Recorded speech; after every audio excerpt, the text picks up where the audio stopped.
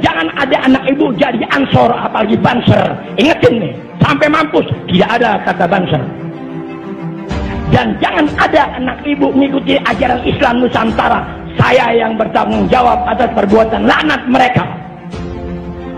Jangan ada Islam Nusantara dalam sisi kepercayaan kita kepada Allah dan Rasulnya.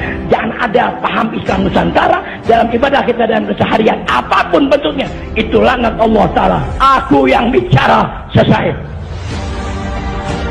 Rekaman ini disebarluaskan di Jawa-Jawa.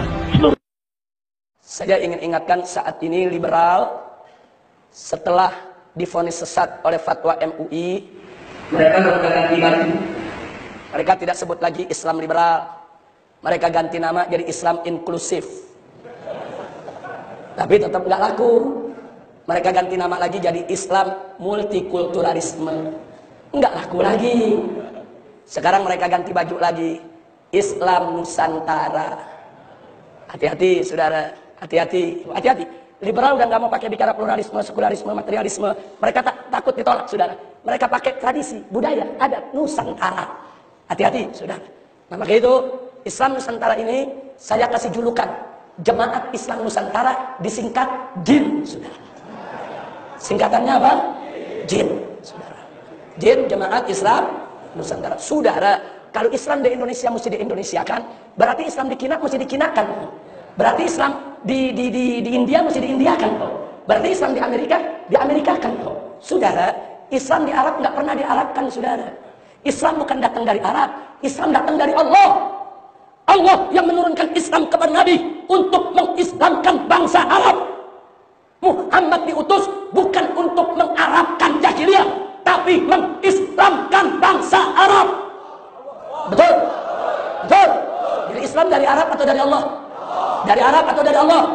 Arab wajib tidak diislamkan, India wajib tidak diislamkan, Cina wajib tidak diislamkan, Indonesia wajib tidak diislamkan.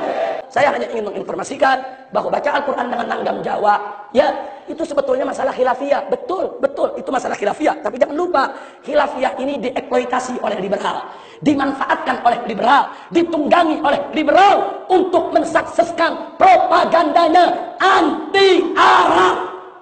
Nah, jadi kami menolak langgam tersebut, walaupun itu persoalan awalnya merupakan khilafiyah, tapi karena sedang dijadikan kuda tunggangan oleh liberal di dalam propaganda Islam Nusantaranya, kami tolak dengan keras. Ini liberal hanya salah satu bentuk perang pemikiran, ini saudara. Ini namanya perang pemikiran, dan perang pemikiran ini bahaya. Nah, begitu sebelum saya akhiri, saya tanya umat Islam, kalau begitu musuh-musuh Islam ini bahaya tidak? Bahaya tidak? Nah, kalau begitu saya mau tanya umat Islam, siap bersatu tidak? Siap bersatu tidak? Takbir! Kami adalah majikan kalian. Kami adalah pemilik bangsa. Kami adalah pemilik kedaulatan Indonesia, saudara. Karena di dalam tubuh kami mengalir darah suci kakek kami, Rasulullah. Diam, saudara.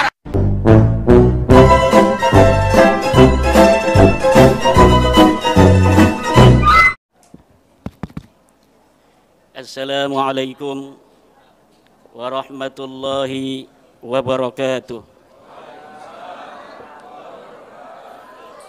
Hamdan lillah, salatan wassalaman ala rasulillah Sayyidina Muhammad ibn Abdillah alladhi wulida fi Makkah al-Mukarramah wa dufina bil Madinah al-Munawwarah la nabiyya ba'dah. Ya Hayyu ya Qayyum ya Hannan ya Mannan Ya Dayyanu ya Sultan ya Dzal Jalali wal Ikram. Amma ba'du, faya ashabal fadail, Jamaah Tarawih Masjid An-Nahdah, Gedung PBNU Jakarta Pusat. Alhamdulillah, malam hari ini adalah malam yang ke-16 kita sholat tarawih. Tradisi masyarakat di kampung saya di Banten, tuh kalau sudah malam ke-16 ini ibu-ibu sibuk bikin ketupat. Kenapa? Untuk menyambut imam baca doa kunut. Ada yang bikin ketupat, ada yang bikin lemper, ada yang bikin selimpo. Saya tidak tahu apakah di daerah lain ada di Indonesia yang dalam menyambut malam 16 Ramadan ada tradisi bikin ketupat atau tradisi kunutan. Ini tugasnya Les Bumi, bukan tugasnya LBM. Ini mesti dimitigasi di Indonesia ini, daerah-daerah mana saja yang ada tradisi kunutan dalam menyambut kunutnya imam. Karena ini adalah tradisi Islam Nusantara. Ini penting karena Islam Nusantara adalah tipologi Islam yang sudah terbukti memiliki kesaktian. Tipologi Islam yang telah terbukti memiliki imunitas komunal di dalam menjaga dirinya dari serangan budaya-budaya asing. Kenapa saya katakan bahwa Islam Nusantara ini memiliki kesaktian? Karena Islam Nusantara ini dibangun oleh para wali songo, ditopang oleh kerajaan Majapahit Islam atau Kesultanan Demak. Tapi ketika Kesultanan Demak itu hancur, tradisi-tradisi Islam Nusantara tidak ikut hancur. Kita dijajah ratusan tahun oleh Belanda. Tapi ketika Belanda pergi, tidak ada budaya-budaya Belanda diasimilasi dalam tradisi-tradisi keagamaan Islam Nusantara. Bahkan posisi ulama-ulama Nusantara hubungannya dengan Belanda adalah posisi oposisi diametral. Tidak ada ulama-ulama Nusantara yang mau bekerja sama dengan Belanda. Tidak ada ulama-ulama Nusantara yang muktabar yang mau jadi mufti Belanda. Makanya pangkat mufti Belanda diberikan pada imigran muslim lainnya. Tidak ada budaya-budaya di dalam tradisi keagamaan Islam Nusantara yang ada kaitan dengan tradisi Belanda. Ulang tahun Ratu Wilhelmina, pesantren-pesantren, para kiai-kiai zaman itu tidak ada yang mau ikut instruksi Belanda untuk mengadakan ulang tahun Ratu Belanda. Tidak ada destinasi-destinasi ulama-ulama Nusantara, basic pesantren yang mengadakan ulang tahun Ratu Wilhelmina. Inilah bapak-bapak, ibu-ibu sekalian, yang saya katakan bahwa Islam Nusantara sebagai sebuah konsep yang dimunculkan Nahdlatul Ulama 2015 memang telah terbukti memiliki kesaktian-kesaktian dan imunitas komunal. Bahkan tahun 1927 Muktamar NU itu masih mengambil sebuah keputusan muktamar bahwa menggunakan dasi, celana panjang, jas itu hukumnya haram. Kenapa haram? Karena ini tasyabuh dengan Belanda. Ini adalah upaya perlawanan dari kalangan Nahdiyin ketika itu kepada hegemoni penjajahan Belanda. Tahun 40-an Kiai Wahid Hasyim mendobrak keputusan itu. Beliau menggunakan jas, menggunakan dasi, menggunakan celana panjang. Ansor-ansor kita pada ikut Kiai Wahid Hasyim. Akhirnya pada Kombes di Kudus Ansor itu Kiai Asnawi Kudus marah-marah di arena Kombes karena anak-anak NU yang dari Ansor pakai celana panjang. Setelah merdeka tahun 50-an, Kiai Saifuddin Juhri bertemu dengan Kiai Asnawi Kudus. Dalam keadaan Kiai Saifuddin Juhri menggunakan jas yang rapi, dasi dan celana panjang. Ketakutan Kiai Saifuddin Juhri, jangan-jangan nanti saya dimarahin lagi, kayak seperti Kombes Ansor tahun 38 itu. Ternyata kata Kiai Asnawi Kudus, dulu saya haramkan menggunakan dasi, jas dan celana panjang karena tasabuh bil kufar, tasabuh dengan Belanda. Kalau sekarang menggunakan celana panjang itu bukan tasabuh dengan Belanda, tapi tasabuh dengan Kiai Wahid Hasyim dan Insinyur Soekarno. Akhirnya dihalalkan itu au kama qala Syekh Asnawi Kudus.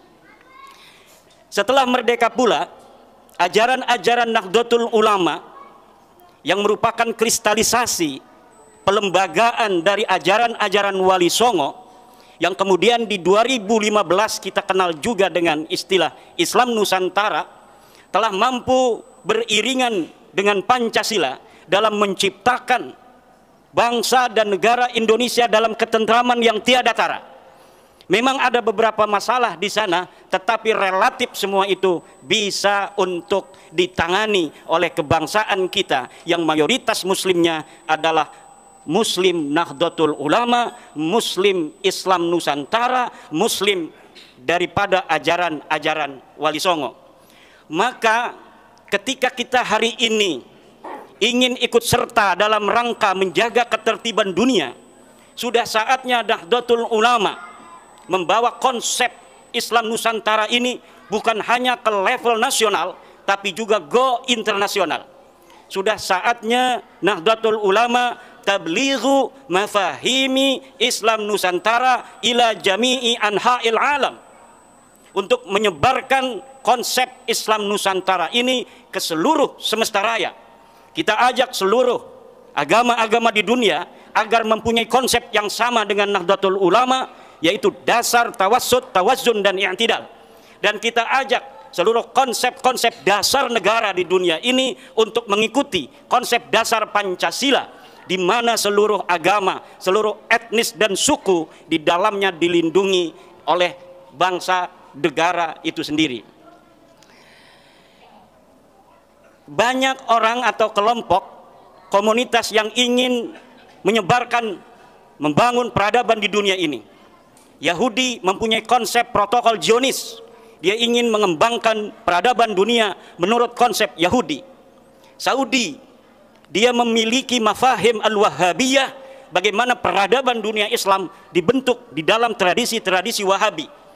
Lalu Nahdlatul Ulama, ketika kita ingin berperan di dalam membangun peradaban dunia ini, konsep apa yang kita miliki? Konsep yang kita miliki adalah konsep Islam Nusantara. Maka sudah saatnya kita kristalkan ini konsep Islam Nusantara untuk merawat jagad dan membangun peradaban al-muhafadhah 'alal qadimis salih wal akhdhu bil jadidil aslah, yaitu dengan membakukan konsep Islam Nusantara baik di dalam definisi, filosofi maupun teori. Kita berdoa mudah-mudahan Nahdlatul Ulama semakin memberikan manfaat di dalam peradaban dunia ini, dalam menciptakan keharmonisan dan perdamaian di tengah-tengah dunia. Demikian, wallahu huwal muwaffiqu ila aqwami thariqin. Wassalamualaikum warahmatullahi wabarakatuh.